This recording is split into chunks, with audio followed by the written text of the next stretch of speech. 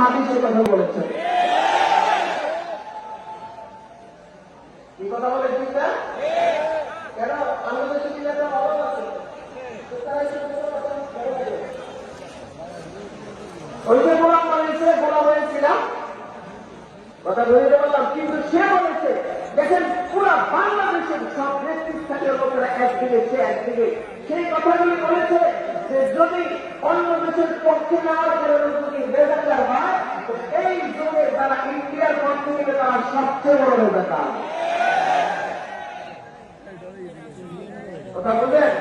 কারণ আপনারা আমাদের কেনাকাটা বলেছেন কেন তারা পাকিস্তানের পক্ষে নিয়েছে এই জন্য তো বলেছেন বেজার। তাহলে আমার আপনার পক্ষে নিলে পেলে তারা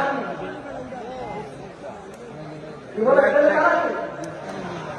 এই জন্য আমি ওসমান হাদি যেরকম লড়াই করেছে আমরা তোমাদের বিরুদ্ধে লড়াই চালিয়ে যাবো।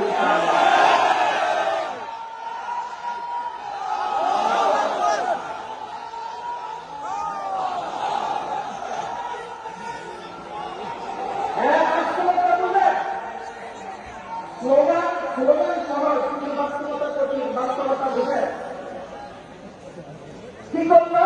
দেখলো একটা মুখ দাঁড়ায় গেছে, তাকে বহুমান না আসলেও তারা ভয় পায়। কি কথা বলে ঠিক কিনা? এই জন্য ভয় পাওয়া যাবে না। আমাদের ইতিহাস, সমৃদ্ধ ইতিহাস, যদি আমরা ভয় হেরে যাই তাহলে এখানে এসে যদি সামনে অগ্রসর হতে পারি তাহলে ইতিহাস আমাদেরকে হাত ছেড়ে দিয়ে ডাকতেছে। এই জন্য আপনারা কোনো ভয় পাবেন না, কারণ আমাদের ইতিহাস সমৃদ্ধ।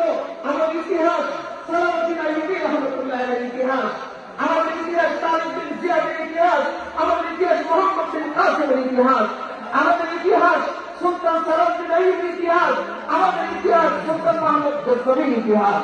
এই কথা বলে ঠিক না? সুলতান সালাউদ্দিন আইয়ুবী রহমতুল্লাহ আলাইহি আল্লাহু আকবার, তার ইতিহাস কি?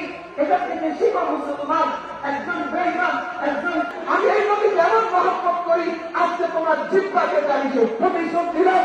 মনে রেখো একজন ইমানদার যতদিন থেকে থাকবে নবীকে গালি দিয়ে তো পারব না। এটা আমাদের ইতিহাস।